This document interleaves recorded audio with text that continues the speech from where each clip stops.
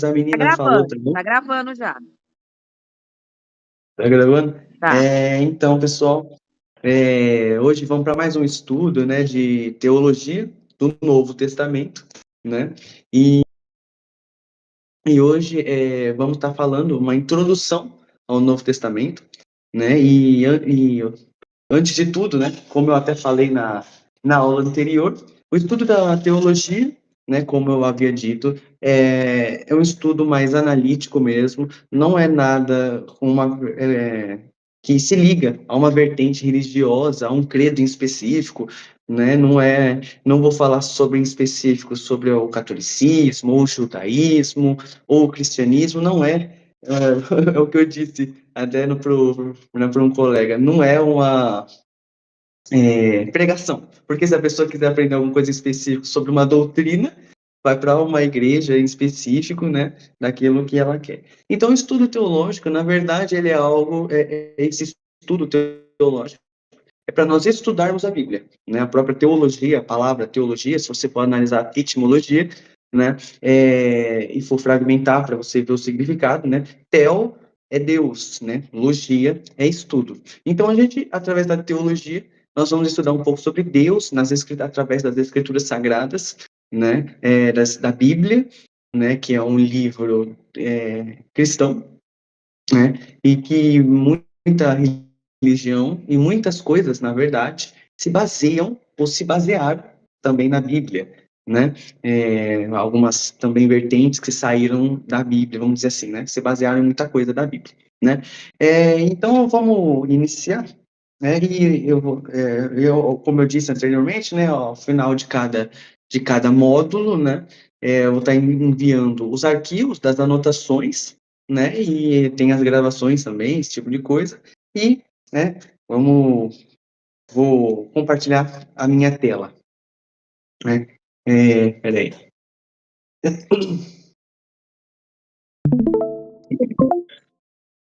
Eu vou Vou fechar silenciar aqui, aqui, passarinho, só para colocar, que eu vou colocar aqui no como negócio, quiser. mas continua gravando, tá? Pode ficar tranquilo.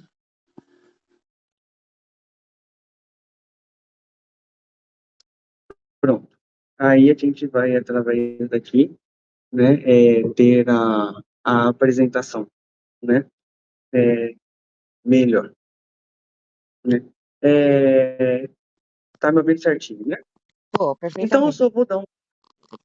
só vou dar uma breve recapitulada, né, do que eu havia dito na aula, na aula anterior. Deixa eu só abaixar um pouco aqui, dessa transmissão do celular, né? E aí, na aula anterior, né, nós trouxemos a definição do que é a teologia, né? E falamos o A câmera tá que fechada, mas eu tô te ouvindo perfeitamente, tá?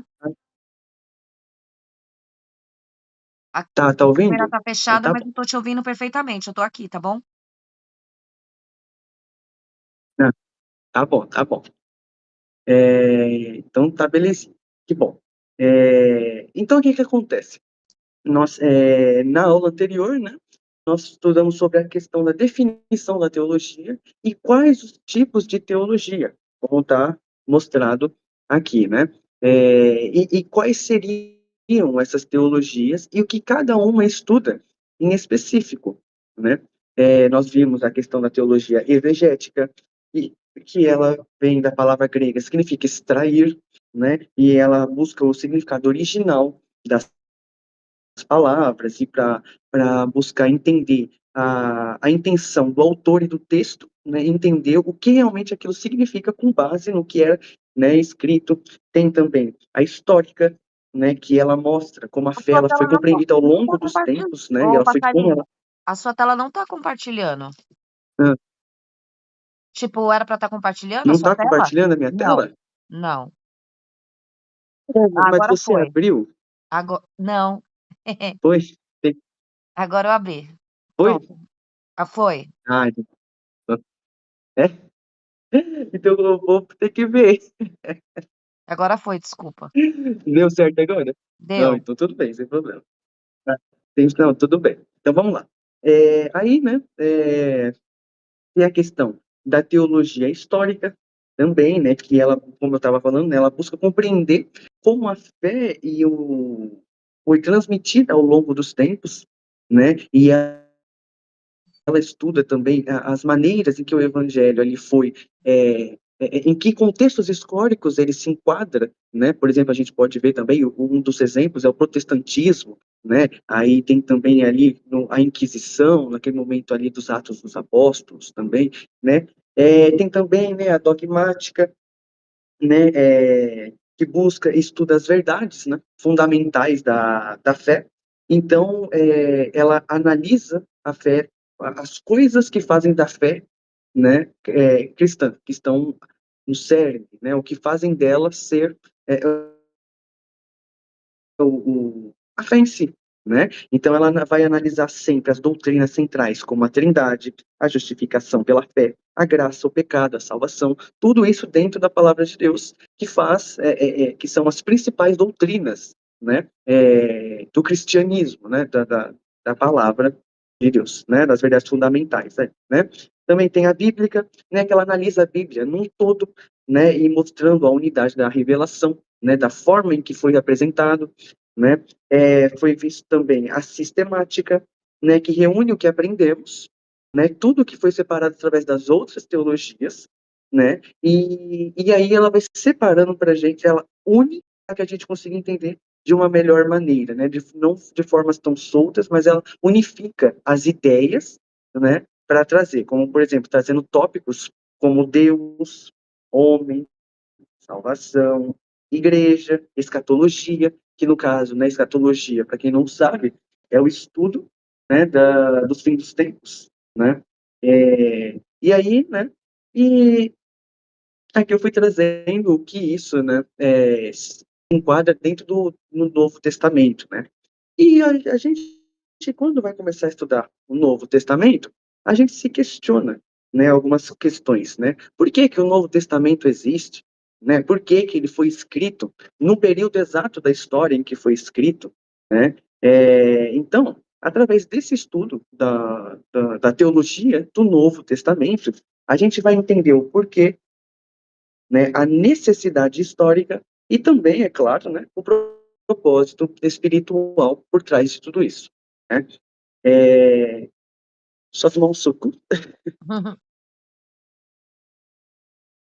Molhar as Então, palavras. o que acontece, né? Sim, Então, mulher, molhar as então o que que palavras. acontece, né? Tem que fazer isso aí, porque senão A garganta não aguenta. eu não quero ser muito simples. Então, o que que acontece, né? Fazendo, então, dentro desses questionamentos, né, nós vamos entender um pouco sobre por que que o testamento é organizado da maneira que é, né, e entender por que que ele existe em específico, por que que ele segue as ordens que ele segue, né? Então, a gente vai entender um pouco sobre isso, sobre a teologia, né, do Novo Testamento, né? Então, o que que acontece? O Novo Testamento, né, ele é a parte 2 da Bíblia, né? Ele é uma coleção de 27 livros, mas é somente um terço da parte um, o Antigo Testamento, né? Então, o que acontece? O Antigo Testamento, o cânone antigo, possui 39 livros. Agora, por exemplo, se a gente for comparar, que é um pouco diferente, né, da Bíblia, por exemplo, protestante, né, do católico, por exemplo, os católicos, eles têm 46 livros, né, no Antigo Testamento, que se chamam livros deuterocanônicos, né, que são chamados também de livros apócrifos. E já, mais para frente, eu vou explicar o que são esses livros apócrifos, também, no caso, no Novo Testamento, também, né, no caso. Não, desculpa, no Antigo, né, e eu vou explicar melhor o que é, para a gente entender, né, mas é só um pouquinho mais para frente, né. Então, o Antigo Testamento, ele cobre um período de milhares de anos na história, né? Tanto que a gente tem ali realmente um período muito grande, em que explica desde a civilização egípcia, que é muito antiga, passa pela Mesopotâmia, passa por Roma, ali também, né? Então, assim, foi um período muito longo. Mas o Novo Testamento, ele é menos de um século, né? Então, ou seja, ali dentro de um século apenas do nascimento, do nascimento de Jesus, a morte dele, e um pouquinho depois né, que se prosseguiu com os discípulos, os apóstolos, o, a, a, a construção da igreja, né, de Deus, né? Então, no caso, né, o significado do Novo Testamento, né, é o que? Quer dizer, de fato, um novo pacto, em contraste com a antiga aliança, que é o Antigo Testamento, né? Então, o que acontece? O vocábulo testamento, ele transmite-nos uma ideia de uma última vontade, e só passa a ter efeito na eventualidade morte do testador.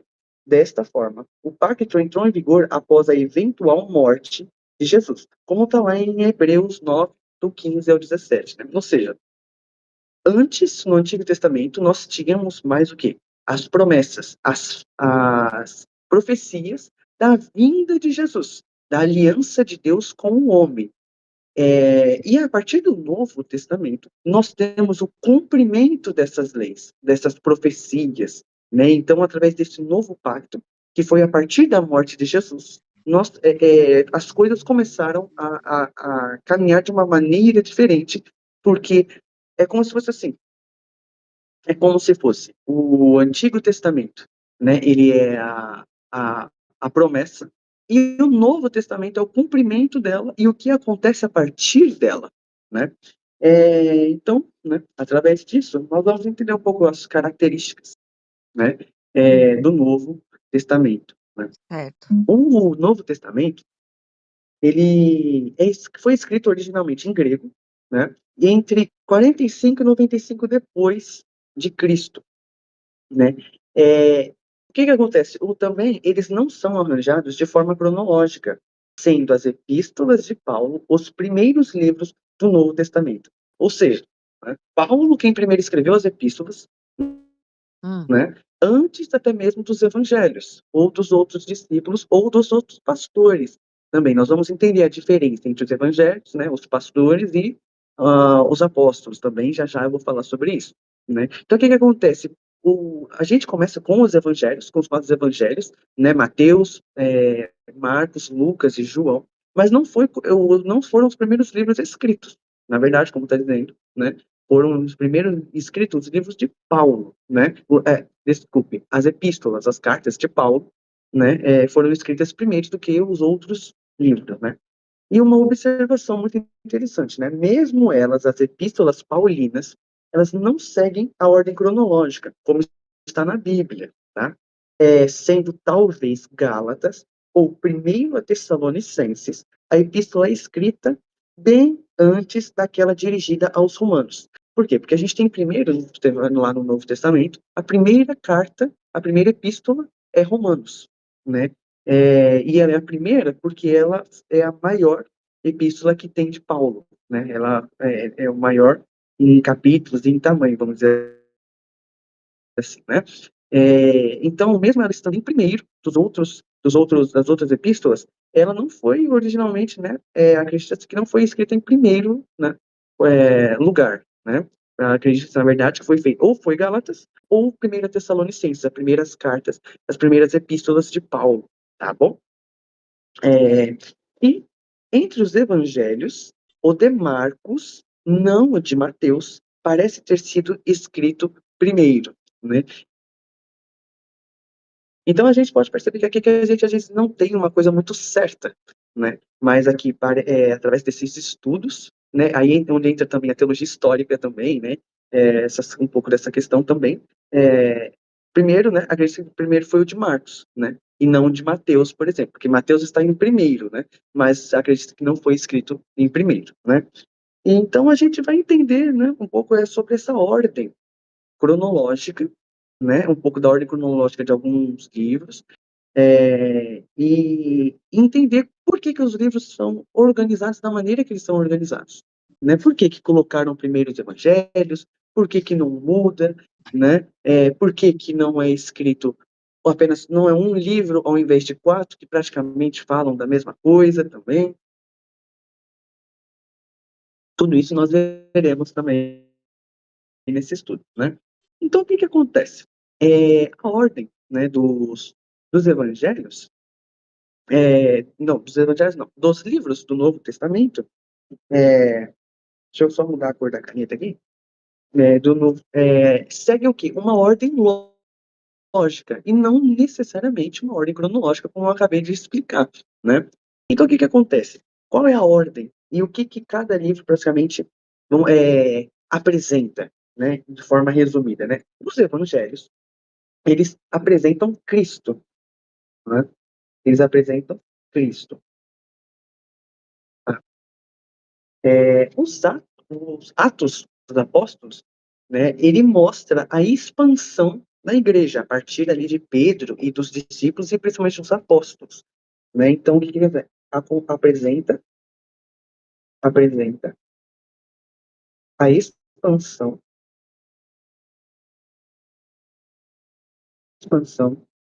da igreja. Né? Deixa eu ver se minha letra tá legal. Acho que tá dando para entender. Gente, eu tô treinando bem, assim, né? Eu me inspiro, quem vê aí vai saber, né? Quem é desse negócio da turma aí, então eu me inspiro muito na letra do Caio Bianchi, porque a letra dele é muito bonita, então eu me inspiro bastante. E o que acontece? O que nós também temos nas epístolas? Elas apresentam, elas explicam, na verdade, né? Elas a fé, explicam a fé e apresentam e orientam as igrejas, na verdade, né? Orientam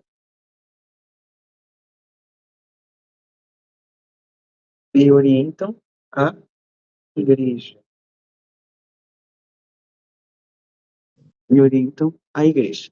E por último, mas não menos importante, com certeza Apocalipse não é menos importante, ele aponta, né, o clímax da história, né? O desfecho ali, dá um clímax, né? Uma apresentação ali, um fechamento ali, né?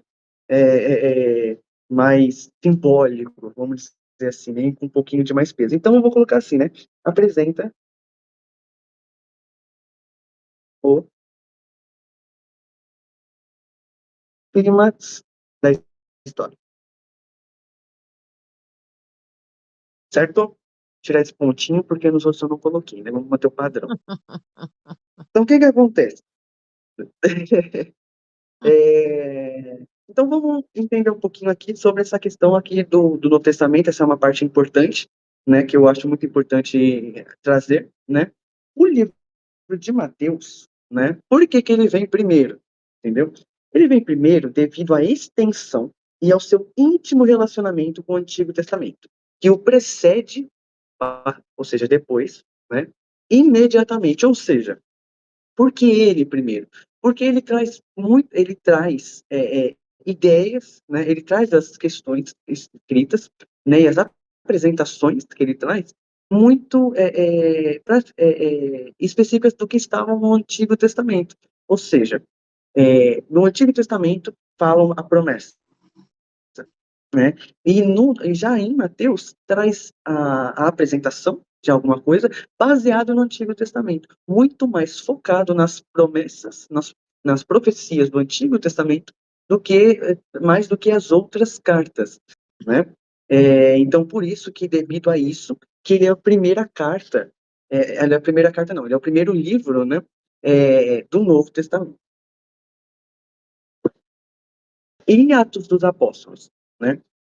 Vemos um bem-sucedido surgimento e a expansão da igreja na Palestina e daí por toda a Síria, Ásia Menor, Macedônia, Grécia e até lugares distantes como Roma, na Itália, né? Então, o que que acontece? O Atos dos Apóstolos, por quê? Que ele vem logo após? Porque ele traz aquela promessa, aquela expansão, nos mostra a partir dali onde a igreja iniciou, né? Porque antes não, através de Pedro, né? Porque nós podemos perceber que Jesus ali antes dele morrer, né? De ser preso para ser morto, crucificado, ele fala para Pedro, não, desculpa, eu confundi. Ele fala depois, né? Ele fala assim, olha fala para Pedro, né? Pedro, tu me amas? Né? Ele fala assim, sim, Senhor, eu te amo. Né? E pergunta 3 vezes, né? Então ele fala assim, apacenta as minhas ovelhas, né? E aí ele fala para Pedro, né? Então sobre esta pedra, né? Eu edificaria a minha igreja. A pedra seria Pedro. E através de Pedro que iniciou a igreja. Em Atos dos Apóstolos, nós percebemos realmente a expansão da igreja, né? Onde ali ele vai, como está dizendo, né? Ele vai para a Síria, a Ásia Menor, Macedônia, Grécia e até lugares distantes como Roma, na Itália, né? Então, o livro dos Atos, de Atos é a segunda divisão de uma obra de 2 volumes, Lucas e Atos, tá bom? Então, ali são praticamente uma junção e foi meio que dividido, porque praticamente, né, Lucas também ele fez parte ali da expansão ali, né, da igreja, né? Então, eu até coloquei aqui embaixo, bonito, pequenininho aqui, né? Somente essas ideias bastam somente sobre estes livros do Novo Testamento, né? Nesse sentido a gente entender um pouco essa ordem cronológica, esse tipo de coisa, tá bom? E aí, o que acontece? Temos agora a questão das epístolas e os livros finais, né? O que acontece? As epístolas de Paulo, ali, né? As epístolas paulinas e os livros finais ali, né? Que são os pastorais e ali também o Apocalipse, né? Alguma dúvida até aqui, né? Tá tudo certo aí, mãe? No caso, você pode descer de novo, por favor? Tipo, subir, né, Descer na mais, verdade. mas eu Não, não subir, cheguei subir, aqui, subir, aqui. subir. Isso. Aí, no caso, você falou assim, né, que sobre o livro de Atos, né, e de Lucas, certo? Que são divididos, Sim. mas são basicamente. Mas no caso, como você falou, que Pedro que expandiu a igreja, né? Mas dá a entender, no geral, que foi Paulo que fez essa expansão. Só que você me explicando agora, não é isso, né?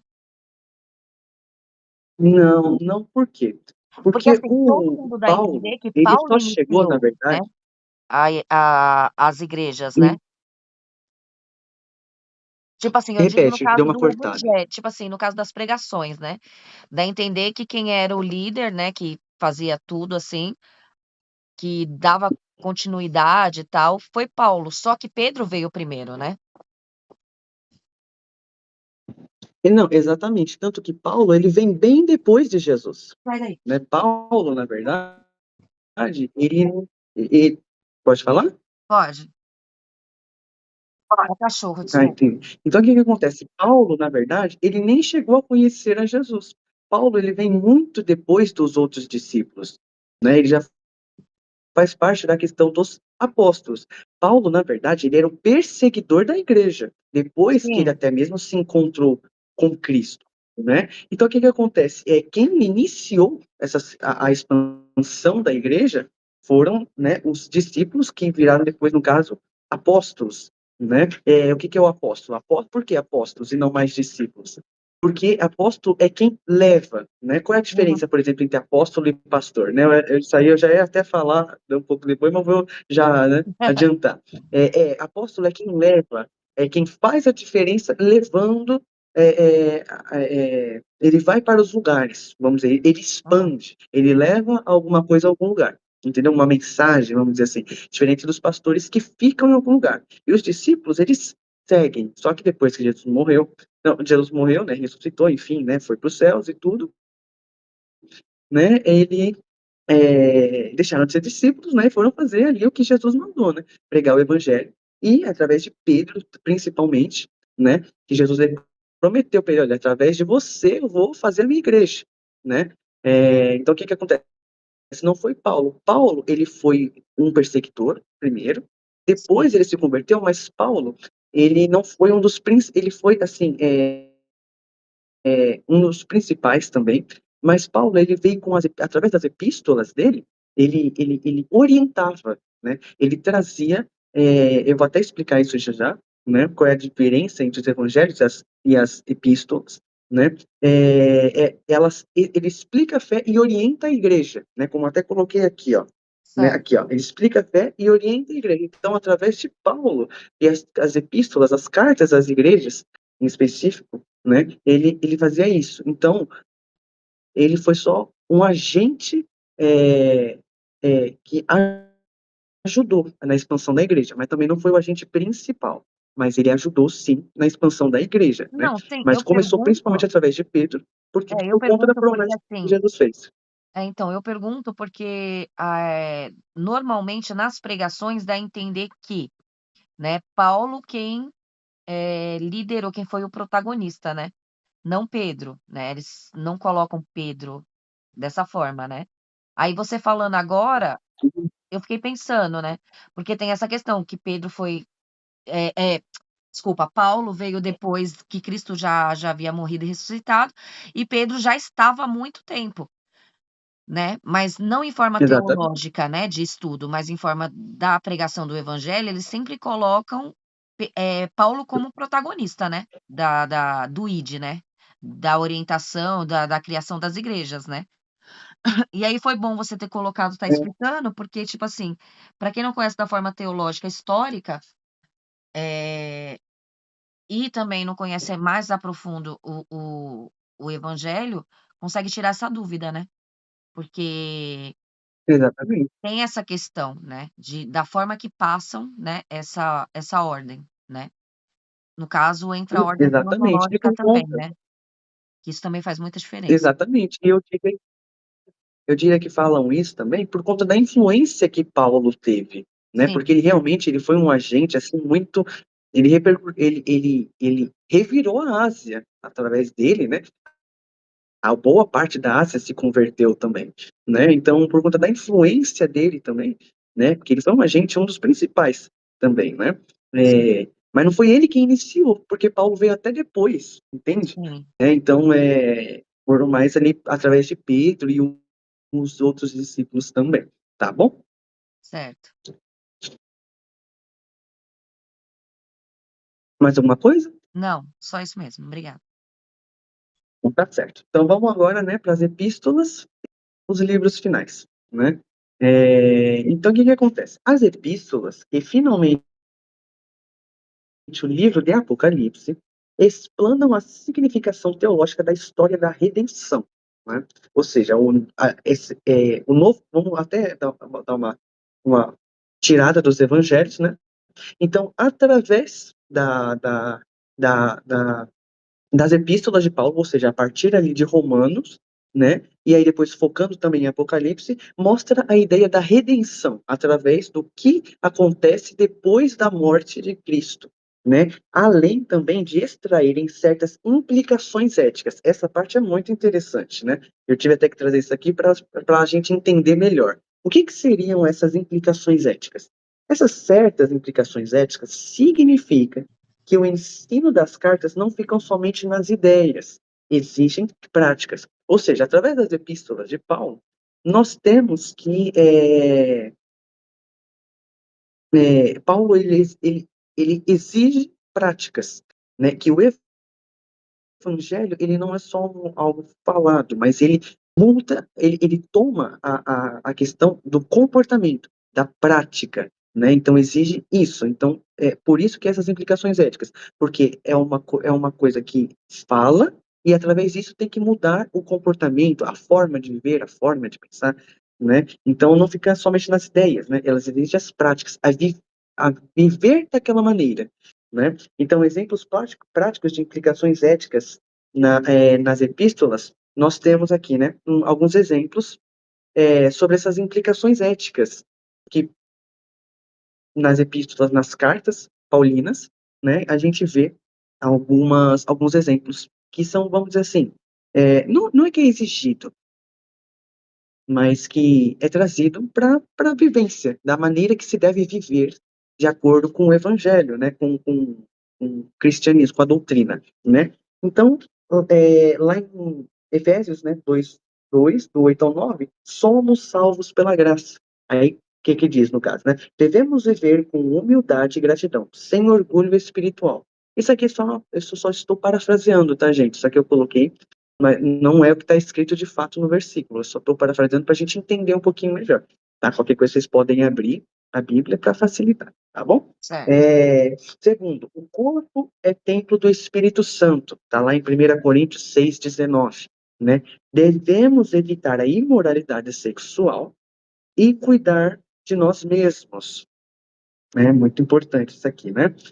Ou seja, aqui está exigindo, está falando assim, olha, o seu corpo é importante, então você deve cuidar, você não deve ter práticas imorais de sexualidade, a luxúria, a fornicação, né? Aí também entra a questão, né, de cuidar do corpo, né? Por exemplo, a questão de, olha, você não pode ficar comendo qualquer coisa, né? Você tem que cuidar de si, não pode ficar, vamos dizer assim, ficar comendo demais fast food, vamos dizer assim, né? Tem que Senti uma ter a prática indireta. para fazer o que é certo,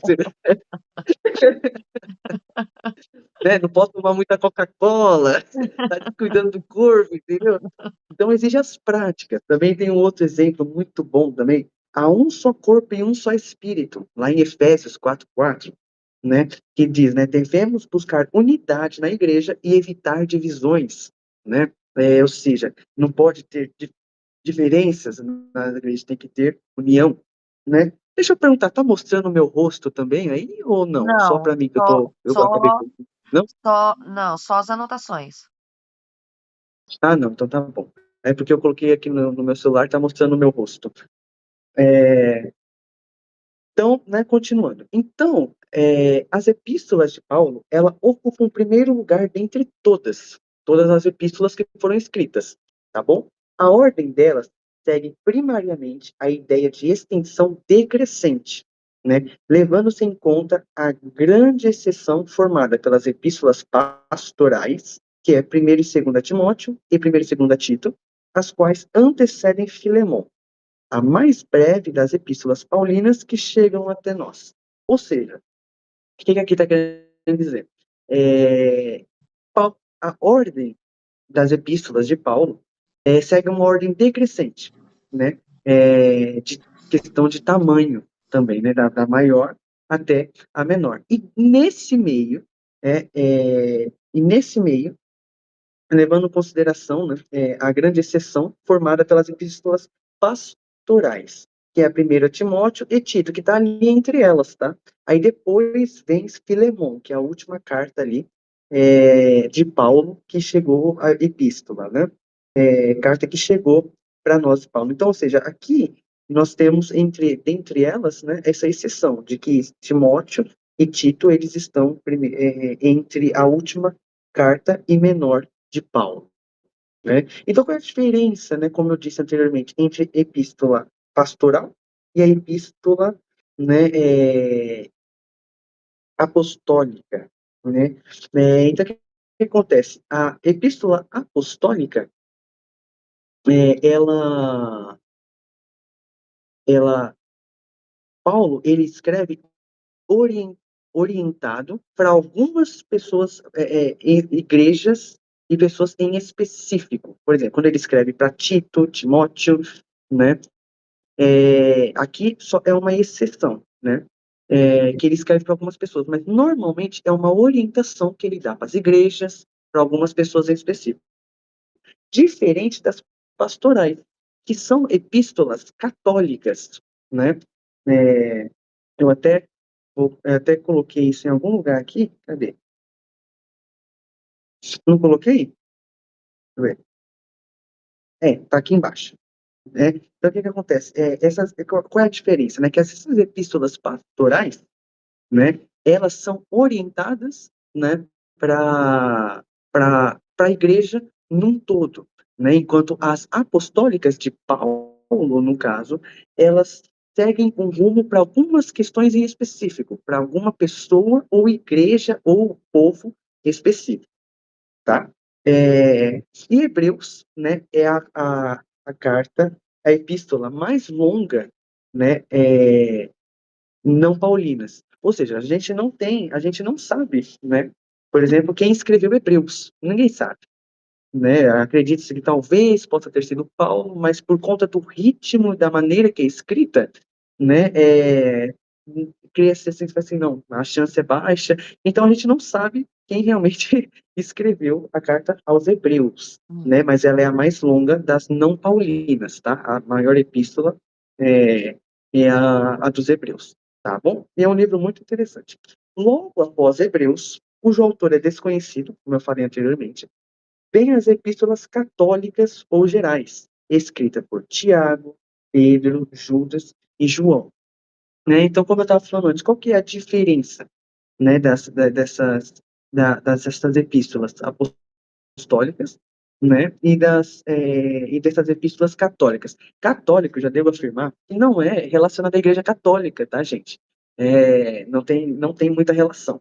Católico, na verdade, né, ele vem da relação inteiro, geral, né? Tá querendo dizer que é universal, né? Então são epístolas para o povo inteiro, o povo cristão num geral, não específico, como por exemplo, né, Paulo, ele faz ali, né, especificando, por exemplo, para os romanos, né, para a igreja de Gálata, né, e para algumas outras pessoas, igrejas em específico. Essas epístolas católicas, elas são para um povo geral, na igreja né, por inteiro, né, ou seja, então o Tiago, por exemplo, ele vai escrever, Tiago, né, por exemplo, ele vai escrever, né, para as 12 tribos que se encontram dispersas, para as 12 tribos de Israel, né? Temos ali, primeiro a Pedro, também, né? Primeiro a Pedro, ele vai escrever ali para os cristãos dispersos no ponto, né? Na Galácia, na Capadócia, na Ásia, na Bitínia, né? E os outros também vão falar de temas doutrinários, né, para a comunidade cristã. Então, não é focado em algumas igrejas ou povo em específico, mas é para os cristãos em geral, tá certo? Então, quando vocês ouvirem essa questão assim, epístola católica ou termo católico, não se referindo necessariamente à Igreja Católica, tá bom? A Apostólica Romana, né? Que tem essa questão dessa diferença, né? Do protestante, da Igreja Protestante e da Igreja Católica. Não. Ela é questão da diferença quando se refere a isso, carta católica, né? Epístola católica, é o quê? Epístola para a igreja inteira, para a igreja no todo, entendeu? Sim. Então, o que acontece? Né, como eu falei, né, essas epístolas Peraí, paulinas, né, passarinho, ela é para um... passarinho, só um minuto. Tá Quer bom. café? Se não tiver, faz lá um cafezinho, por favor. Pode falar. Passarinho? Pode continuar, desculpa. Pronto, não, tudo bem. Então, o que acontece? Nessas as cartas paulinas, né, elas são focadas em uma comunidade em específica, com problemas locais. Por exemplo, olha, vocês dessa igreja estão fazendo tal coisa, muda isso, né? Enfim, esse tipo de coisa. Para a igreja de Corinto, para a igreja, né, para os romanos, né, esse tipo de coisa, né? Então, né, por fim, temos o livro que lança os olhos para o futuro retorno de Cristo. Nossa, o Apocalipse, né? Livro este que leva o Novo Testamento a um muito apropriado clímax. Olha que sofisticado esse finalzinho. A um muito apropriado clímax, né? Até na teoria, né? Falando assim, né? Quem não conhece o livro de Apocalipse vai achar coisa linda, né? Vai ficar até ansioso ali para ler, né? Mas depois que lê, vai ficar horrorizado, vai falar, Eu tenho Jesus tem medo. misericórdia. Eu tenho medo. Hã? Eu tenho medo. Toda vez que fala do livro do Apocalipse, eu já começo a ter coisa já. Então, já começa a dar um negócio aqui no Eu coração, já começo a né? clamar o nome de Jesus já. Já começa sangue de Jesus tem poder. Então, o Apocalipse é um livro pesado, pesado, Eu né? sempre Então, achei, o que desde quando eu era acontece, né, gente? nova. Para dar um desfecho. Exatamente, é um livro, assim, bastante complicado, porque é muita coisa e é difícil, às vezes, até de De entender. acreditar, né? E de conseguir, na verdade, também, de imaginar, né? Eu, eu me converti com 14 anos, né? E Uhum. Aí eu sempre fui muito curiosa, muito curiosa. E aí todo mundo falava do Apocalipse, do livro do Apocalipse, e eu lá, aí eu peguei e falei, eu vou ver, né? Aí tem uma parte do Apocalipse, do livro do Apocalipse, que fala assim, né? Tão grande será a fome que suas mães comerão seus próprios filhos. Até hoje, essa parte não sai da minha cabeça. É forte. É, tem É, coisas no Apocalipse que eu me eu acho que foi recordo uma das também. partes que mais me marcou foi essa parte, né? Tão grande será a fome que as mães É o comerão livro de seus próprios Apocalipse. filhos. Eu falei, misericórdia, Jesus, me leva antes. Não, e é interessante. É interessante porque o livro de Apocalipse tem umas coisas que vão acontecer antes e umas depois Uhum, também, né? Como no livro está escrito, né? E a gente vai estudar o livro de Apocalipse assim, as coisas que estão reveladas nele, né? E tudo muito, né? Mais para frente, e vai ser muito, muito interessante também, né? E o livro é um livro assim que precisa de uma atenção mais específica para sim. ele, né? E é um livro pesado. E, Eu acho, assim, eu particularmente, que é um e livro pesado. muito, bastante mesmo, né? Então, o que que acontece, né? O Novo Testamento é o livro, né, vital do mundo, é o livro mais vital do mundo, né? Eu também penso dessa maneira. Tem gente que gosta mais do Antigo Testamento, tem gente que gosta mais do Novo, né? Mas eu particularmente eu acho que é o mais vital, porque é a partir dele que a gente tem realmente o cumprimento da promessa e as coisas ficam diferentes. A gente pode realmente ter a esperança, né, de muita Uhum, coisa, né, através da palavra, né? Então, e por que que, né, é considerado o mais vital do mundo, né? Porque por exemplo, o seu tema supremo, né, é, é Cristo, certo. né? Peraí,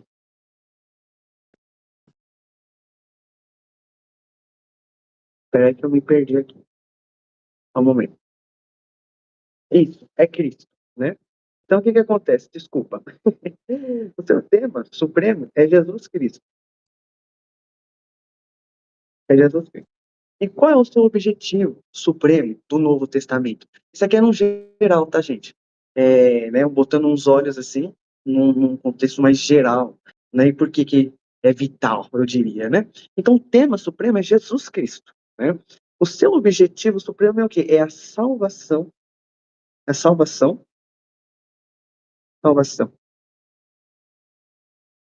dos seres humanos.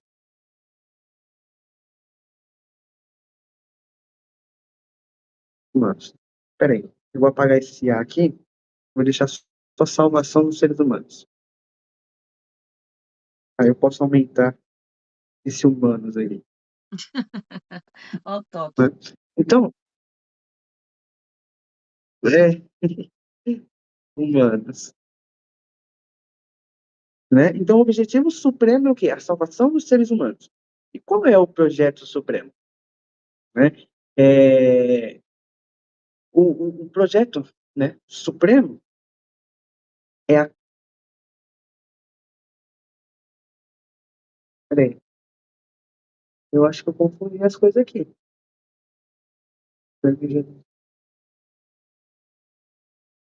O projeto supremo. Ah, tá, desculpa. Tá certo, tá certo. Então, qual é o projeto supremo? É o reinado,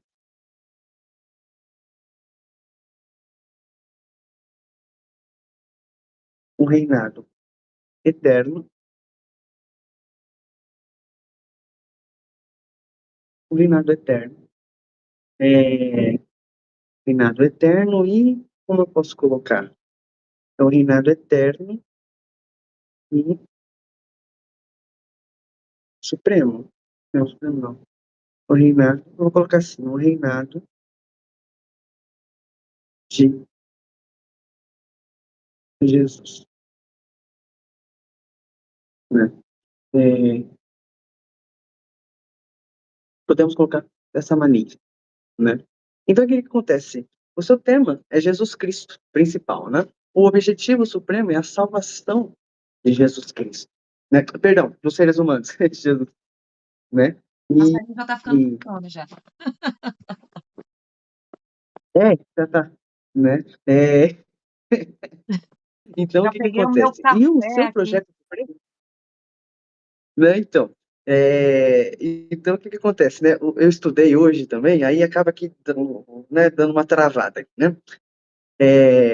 O que acontece? Então, o seu projeto supremo, né? Ele é o reinado eterno de Jesus, né? Num império, eu vou até complementar, num império, um império sem limites, e sem limites também, né? Eterno e sem limites, né? É, o reinado eterno de Jesus no império sem limites. Limites.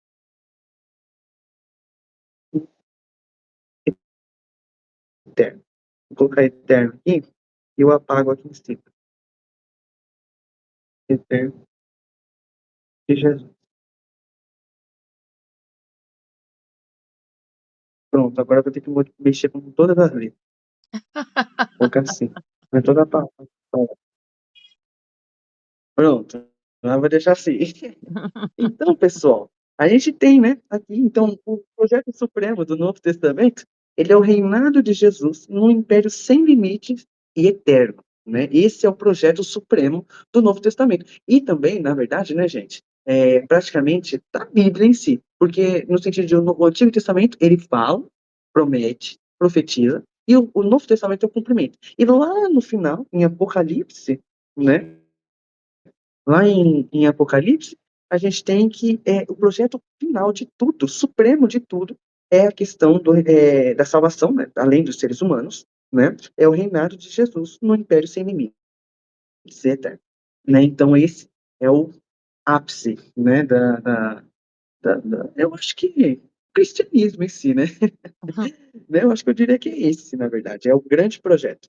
Então, né, o que que acontece? Hoje a gente fala sobre isso, e a partir das próximas aulas, pessoal, é, pode tirar aí, mãe, Na gravação? ah, focar mais, isso, não, o meu rosto, na verdade, né, não, a, aqui a escrita, né, Certo. Só um minuto. então o que que acontece? Pronto. Eu vou até parar já de negociar aqui, e para colocar no meu rosto. Olha aí.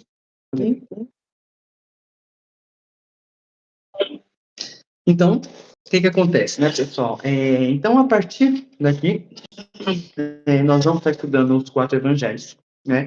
E fazendo um estudo do Novo Testamento mais profundo, né? E observando as principais doutrinas e também a teologia que está englobada, inserida ali, né? Através da teologia, né? A gente vai destrinchar o Novo Testamento, tudo o que é apresentado, o Espírito Santo, Deus, a natureza de Deus, né? E tudo isso está naquele PDF também que eu trouxe, falando sobre o que vai acontecer em cada aula, tá certo? Certo. Então, é, é isso, né? Tem alguma dúvida até aqui? Não, não. Só Não? aquela Então dúvida tá certo, mesmo, tá tudo né? certo. Tá bom. Então o que acontece? Né, deixa eu já colocar a minha caneta aqui. Então, caso tenha alguma dúvida, pode me chamar, né? Pode vir com a dúvida, ou se tiver, me manda, né? E se eu não souber responder, eu vou dar uma pesquisada, né?